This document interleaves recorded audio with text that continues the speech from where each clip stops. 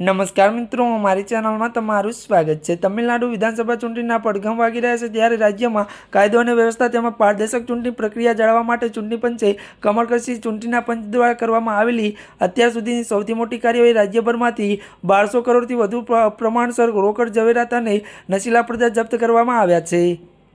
આ જપ્તી રાજકીય વર્તુળમાં ભારે ગભરાટ મચાવી દીધો છે। બીજી તરફ રાજકીય ગરમાવો માત્ર જપ્તી પૂરતો સીમિત નથી। વડાપ્રધાન નરેન્દ્ર મોદી દ્વારા તાજેતરમાં મહિલા અનામત બિલ મુદ્દે કરવામાં આવેલા દેશને સંબોધન લઈને નવો વિવાદ છેડાયો છે। સાતસો વધુ જાગૃત નાગરિકો ચૂંટણી પંચને લેખિત ફરિયાદ કરીને સંબોધન આચરવાની ત્યારે આચારસંહિતાનો ભંગ ગણાવ્યો છે। આ વિવાદ વચ્ચે ત્યારે પશ્ચિમ બંગાળના મુખ્યમંત્રી મમતા બેનર્જી અને કોંગ્રેસના નેતા રાહુલ ગાંધી પણ ભાજપ પર આકરા પ્રહાર કર્યા છે। ચૂંટણી પંચ દ્વારા જાહેર કરવામાં આવેલા આંકડા અનુસાર તમિલનાડુ અત્યાર સુધીમાં જે રકમ વસ્તુ જપ્ત થઈ છે તે ચોંકાવનારી છે। આ કાર્યવાહીમાં નીચે મુજબ ત્યારે મતા જપ્ત કરવામાં આવી છે। તમિલનાડુ ચૂંટણી રેલી દરમિયાન રાહુલ ગાંધીએ કહ્યું કે ભાજપે જે રીતે બિહારમાં નીતિશ કુમારને હટાવી સત્તા મેળવી તે જ રીતે તમિલનાડુ પર રિમોટ કંટ્રોલની ચલાવતી કઠપૂતળી સરકાર બનાવવા માગે છે। મદ્રાસ હાઈકોર્ટ ટીવીકેએમ પાર્ટી ચીફ વિજય નોટિસ ફટકારી। તેમાં અલગ અલગ ચૂંટણીના સોગંદનામા સંપત્તિના આંકડાઓ 100 થી કરોડ તફાવત હોવાના ગંભીર આક્ષેપ થયા છે।